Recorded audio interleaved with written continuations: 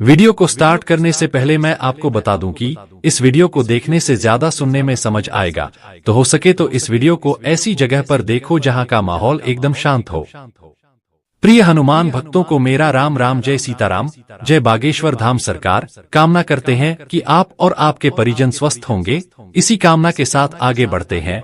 दोस्तों, क्या कोई छुपा हुआ शत्रु आपकी जिंदगी को तबाह कर रहा है? क्या आपके हर काम में अड़चने आ रही है बिना किसी कारण के, या फिर कोई ऐसी ताकत है जो आपकी तरक्की, आपकी खुशियां और आपका चैन छीन रही है? तो अब समय आ गया है उस अदृश्य शत्रु को उसी की चाल में फंसाकर समाप्त करने का। आज हम लेकर आए हैं शत्रु विनाश का वो रहस्य जो छुपा है एक पेड़ में, नीम के पेड़ में। हाँ, वही नीम जिसे आप रोज देखते हैं, उसकी लकड़ी, उसकी जड़, उसकी छाल, पत्ते और उसका नाम भी। नीम एक ऐसा हथियार बन सकता है जो शत्रु को जकड़कर उसका सर्वनाश कर सकता है। तंत्र के इस दुर्लभ प्रयोग को जानिए जो न केवल शत्रु का नाश करता है बल्कि आपके चारों ओर एक ऐसा रक्षण कवच बनाता है जिसे कोई भी भेद नहीं सकता। तो देखिए इस वीडियो को अंत तक, क्योंकि यही वो ज्ञान है जो आपके जीवन की दिशा बदल सकता है। अब शत्रु की उल्टी गिनती शुरू हो चुकी है। दोस्तों, नीम एक ऐसा वृक्ष है जिसे आयुर्वेद, यंत्र विज्ञान, तंत्र और लोक टोटकों में अत्यंत पवित्र, रक्षक और उग्र प्रभावों वाला माना गया है। नीम के पत्ते जहां रोगों को मिटाते हैं, वहीं उसकी जड़ें, टहनी, छाल और बीज शत्रु बाधा निवारण में अमोघ माने गए हैं। तंत्र ग्रंथों के अनुसार नीम के वृक्ष में भैरव, शीतला माता और भूत गणों का वास माना गया है। विशेषकर यदि किसी व्यक्ति पर नजर दोष, शमशान बाधा या शत्रु द्वारा किया गया तांत्रिक प्रहार हो, तो नीम उस रक्षा कवच का काम करता है जो उसे पलटकर उसी पर हमला कर देता है। दोस्तों, नीम एक ऐसा पौधा है जो सभी जगह उपलब्ध रहता है। इसकी कड़वी प्रवृत्ति होती है और इसकी कड़वी प्रवृत्ति के ही कारण इसका इस्तेमाल तांत्रिक प्रयोग में शत्रु से छुटकारे के लिए किया जाता है, क्योंकि शत्रु को केवल उसकी कड़वाहट से ही दूर किया जा सकता है। जैसा कड़वा शत्रु होता है तो उसके लिए भी नीम का ही इस्तेमाल किया जाता है। दोस्तों, नीम के फूल, नीम के पत्ते नीम के पेड़ पर बहुत आसानी से मिल जाते हैं और नीम का पेड़ तो आपने काफी बार देखा भी होगा, लेकिन इसके फायदों के बारे में आपने कभी भी नहीं सोचा होगा। जी हाँ दोस्तों, इसके फायदे इतने ज्यादा अधिक होते हैं कि शत्रु से लेकर, अगर तंत्र क्रिया घर पर हुई हो, किसी की बुरी नजर लगी हो, किसी ने बुरी नजर लगा दी हो, किसी ने कुछ घर पर करवा दिया हो, जादू टोना काला जादू करवा दिया हो, कोई शत्रु बहुत ज्यादा अनिष्ट उत्पन्न करता हो, हमेशा आपके रास्ते में आता हो, आपको हमेशा परेशान करता हो, तो नीम के फूल का इस्तेमाल किया जा सकता है। बल्कि नीम के फूलों का इस्तेमाल काफी सारी मंत्र साधनाओं में भी किया जाता है। अब जैसे कि काफी लोगों के साथ ये होता है कि कोई ना कोई शत्रु उनकी बुद्धि को बंधवा देता है। जैसे कि अगर मान लीजिए आप बहुत ज्यादा तरक्की करते हैं तो कोई जलकर या फिर आपसे बुरा स्वभाव रखकर चलते हुए कि आप आगे ना बढ़ जाएं, इसलिए कई बार शत्रु बुद्धि को भी बंधवा देते हैं। इसे बुद्धि बंधन भी कहा जाता है। और जब भी किसी व्यक्ति के साथ ऐसा होता है तो उसकी बुद्धि बिल्कुल बंद सी जाती है, यानी कि 24 घंटे उसके सर में दर्द सा हुआ रहता है, उसकी आंखों में दर्द हुआ रहता है, वह सही से सो नहीं पाता है, 24 घंटे सर का भारी भारी लगना, उल्टी करने जैसा मन होना, सांसें बहुत तेज फूलते रहना, यानी कि सांसें बहुत तेज चलना, या फिर दिल 24 घंटे उस व्यक्ति का घबराहट से धड़कता रहता है। और यह सब अनुभव तब होते हैं जब किसी व्यक्ति पर तंत्र क्रिया या बुरी शक्ति उसके पीछे लग गई हो। तो दोस्तों, इस वीडियो में बहुत सारे प्रयोग हम आपको बताने वाले हैं।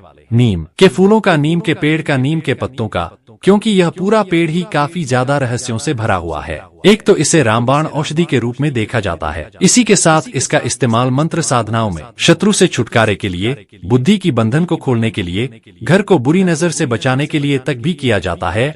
तो वीडियो में आगे बढ़े उपाय की बात करें उससे पहले जो लोग बालाजी महाराज के सच्चे भक्त हैं वह सबसे पहले तो वीडियो को लाइक करके चैनल को सब्सक्राइब कर लें, क्योंकि उन्हीं की कृपा से यह वीडियो आप तक पहुंची है। दूसरी चीज की कमेंट सेक्शन में जयकारा जरूर लगा दें, पूरी सच्ची श्रद्धा से जय बालाजी महाराज लिख दें, जिससे बालाजी महाराज जल्दी से जल्दी आपकी मनोकामना को पूरा कर दें और आपके सारे कष्टों को हर लें। तो चलिए अब बात कर लेते हैं उपाय की।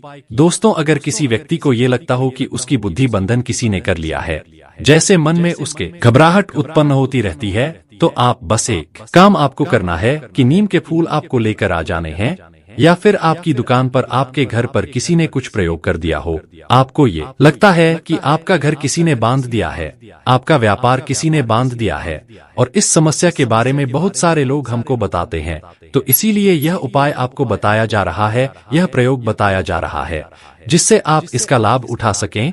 यह मंत्र साधना का प्रयोग है, महाकाली के मंत्रों का प्रयोग है, जो तीव्रता से असर तो दिखाता ही है, लेकिन जैसे ही इस प्रयोग को आप करेंगे तो इसके फायदों को भी खुद ही पहले ही दिन से आप इसे अनुभव भी कर सकते हैं।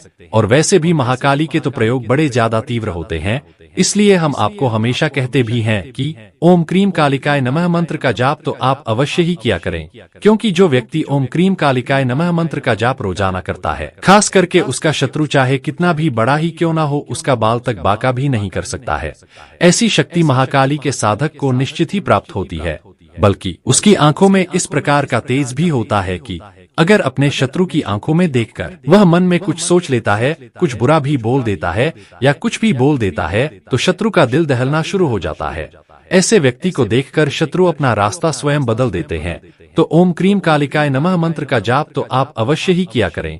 रोज 1 माला 5 माला बहुत ही कम समय में यह हो जाती है, तो निश्चित किया करें। इसके अनेकों लाखों लाभ हैं। तो चलिए अब बात कर लेते हैं उपाय की। तो इस उपाय के लिए आपको 7 पीपल का पत्ता लेना है, 7 काली मिर्च के दाने लेनी है, नीम के जो पत्ते होते हैं वह भी 7 पत्ते लेने हैं, और नीम के फूल भी आपको 7 की संख्या में 7 गुच्छे लेने हैं। जैसे कि नीम का जो पेड़ होता है, जब आप उसे देखेंगे तो उसमें गुच्छे की तरह से फूल उगे हुए होते हैं, तो आप 7 गुच्छे उसमें से तोड़ लें और लेकर आ जाएं। इन्हीं सारी चीजों से आपको प्रयोग करना है। यह सारी प्रयोग करने के लिए आपको इतना करना है कि पीपल का पत्ता रखकर उसे साफ सुथरा आप कर लें, उस पर 7 जो नीम के पत्ते हैं वह भी रख दें, 7 काली मिर्च रख दें और 7 जो गुच्छे हैं वह भी उस पर रख दें, और एक घी का दीपक जलाकर यह जो आपने पत्तों पर चीजें रखी हैं इनका आपको एक पान का बीड़ा जैसा बना देना है, मतलब सभी को पान जैसे रहता है वैसे पन की पोटली बना लेना है, और भीर महाकाली के चरणों में भोग स्वरूप आपको चढ़ा देना है। और बस 5 माला रुद्राक्ष की माला से या सिद्ध काली हकीक की माला अगर आपके पास है तो बहुत ही ज्यादा अच्छा है, नहीं तो रुद्राक्ष की माला से आप जाप कर सकते हैं। 5 माला का जाप आपको करना है। ओम क्रीम कालिकाय नमः मंत्र का जाप आपको करना है, और इस पान के बीड़े का, यानी कि जो आपने पीपल का पत्ते का पान जैसा बनाया है, बीड़ा बनाया है, यह आपको वहीं रखे रखना है। और जब आप सोने जाते हैं तो सोने से पहले प्रसाद स्वरूप यह जो भोग आपने महाकाली को चढ़ाया है इसे बस आपको खा लेना है। रात को खा लेना है, सोने से पहले खा लेना है, या सुबह उठकर भी यह खाया जा सकता है। इसके बाद जैसे ही इसे आप खाते हैं तो 5 मिनट में इसका असर शुरू हो जाता है।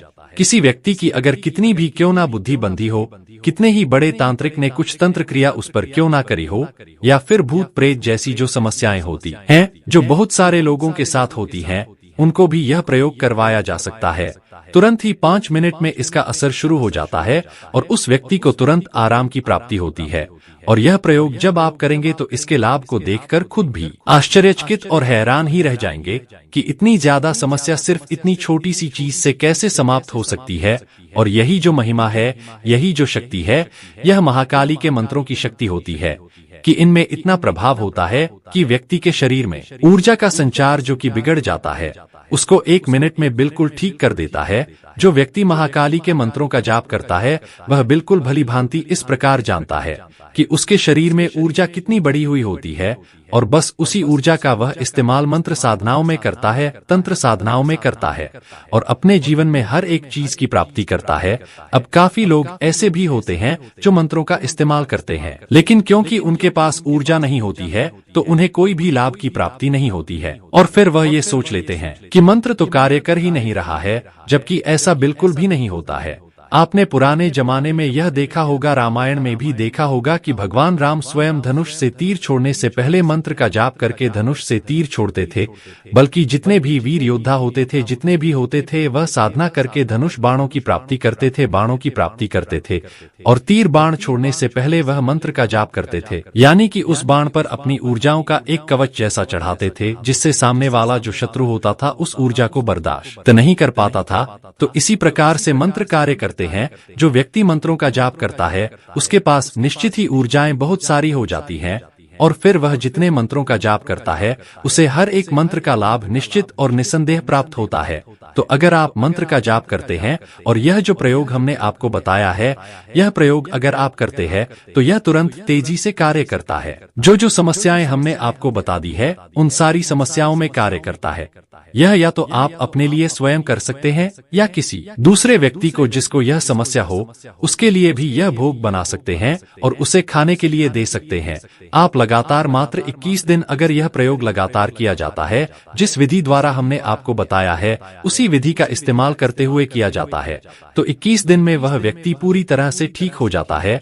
अब दोस्तों, इसके दूसरे फायदे के बारे में बात करते हैं, दूसरे प्रयोग के बारे में बात करते हैं जो शत्रुओं के लिए है। अगर शत्रु आपको बहुत ज्यादा परेशान करता है और आपके रास्ते में अड़चन लाता है तो आप बस नीम के फूल ले आएं और इसके रस को निकाल लें। अच्छी तरह से बहुत सारे गुच्छे लेकर आ जाएं, पूरे काफी सारे आपको लेने होंगे तब इसका रस निकाल पाएंगे।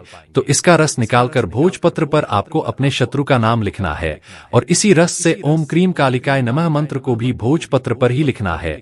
यह बात आप ध्यान रखें, या तो आप रस निकाल सकते हैं या फिर नीम के जो फूल होते हैं उन्हीं को ही रगड़ते हुए सावधानी पूर्वक, जिससे भोजपत्र फटे नहीं, तो सावधानी पूर्वक शत्रु का नाम और इस मंत्र को लिखा जा सकता है। उसके बाद इस भोजपत्र को अपने घर के मंदिर में रख दें और इसके ऊपर रोज एक दीपक रखकर जलाना शुरू करें। दीपक में आप तिल के तेल का इस्तेमाल, सरसों के तेल का, घी का इस्तेमाल, इन तीनों चीजों का इस्तेमाल किया जा सकता है। रोज लगातार 21 दिन तक या फिर अधिक 51 दिन तक अगर आप और इसे अधिक शक्तिशाली बनाना चाहते हैं। अगर आपका शत्रु काफी लंबे समय से पीछे पड़ा हुआ है तो अधिक से अधिक 108 दिन तक यह प्रयोग किया जा सकता है।